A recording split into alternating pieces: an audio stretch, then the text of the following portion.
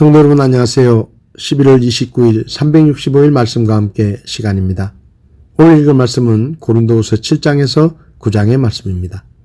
7장은 기쁨장이라고도 합니다. 이는 고린도후서 2장 1절에 나타나는 바울의 고린도 방문 이후에도 마음의 문을 굳게 닫고 있던 고린도 교회 성도들이 디도로부터 바울의 서신을 전해받고 자신들의 잘못을 회개함으로 걱정과 근심 속에 있던 바울에게 기쁨을 전해주는 장면이 있기 때문입니다. 바울은 고린도 교회 성도들이 회개하게 된 이유가 그들이 하나님의 뜻대로 근심하였기 때문인데, 이 근심은 절망과 불안, 초조로 결국 사망을 이루는 세상 근심과는 달리 고린도 교회 성도들에게 죄에 대한 무관심에서 벗어나 죄로부터 자신들을 깨끗하게 하는 순결운동을 전개하게 했으며, 죄인들을 향한 하나님의 진노에 대해 두려움을 갖게 했습니다. 8장과 9장까지 바울은 이방 교회의 모교회라 할 수 있는 예루살렘 교회를 위한 구제연금 문제에 대해 이야기합니다. 먼저 8장에서 바울은 예루살렘에 있는 가난한 성도들을 위한 연보에 대해 설명하며 권면하는데, 이는 사도행전 11장 27절에서 30절의 내용과 관련되어 있습니다.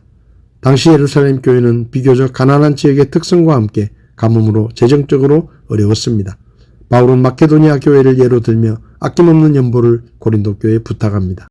바울은 궁핍한 가운데서도 최선을 다해 헌금해준 마케도니아 교회를 칭찬하며 고린도 교회도 헌금에 기꺼이 동참하기를 권고합니다. 이어 연보의 의미와 참된 연보에 관해 고린도 교회 성도들에게 설명합니다. 또 헌금의 모금을 위해 디도와 이름이 언급되지 않은 한 형제를 고린도로 보내기로 하고 특별히 디도의 신앙과 그에 대해 설명합니다. 9장은 바울의 연보에 대한 실제적인 지침입니다.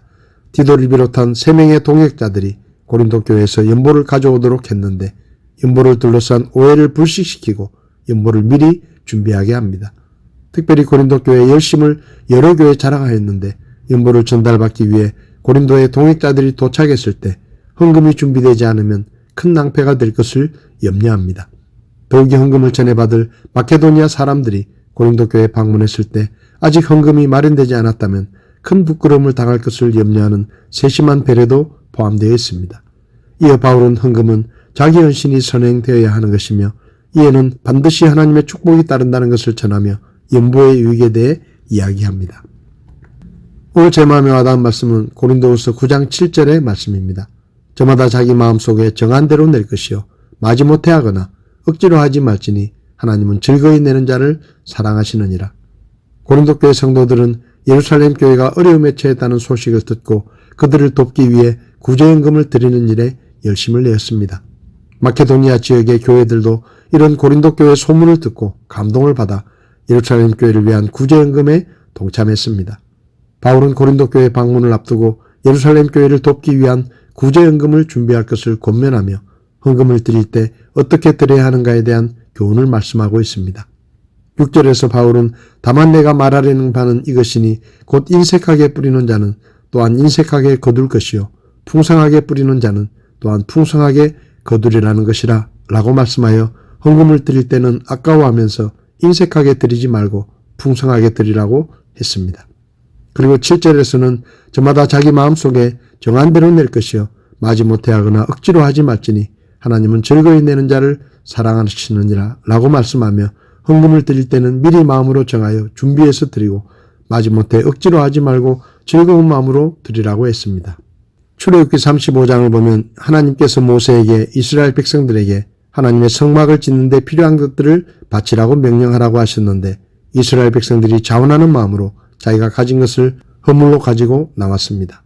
성막을 만들기에 충분하게 모였는데도 백성들은 그치지 않고 헌물을 가지고 왔고, 모세가 그들에게 이제 충분하니 그만 가져오라고 말하고 나서야 가져오는 것을 그쳤다고 기록되어 있습니다.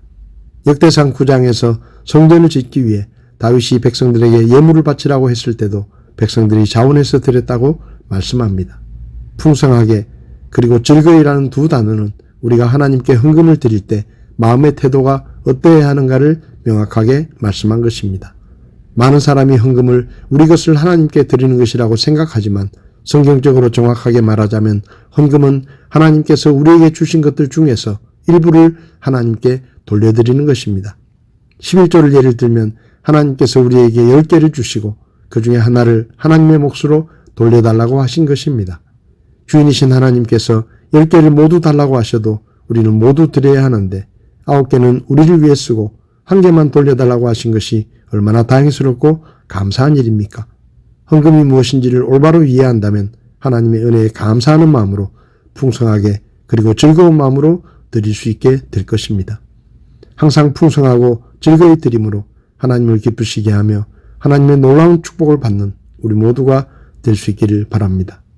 11월 29일 365일 말씀과 함께 오늘도 함께 해주셔서 감사합니다.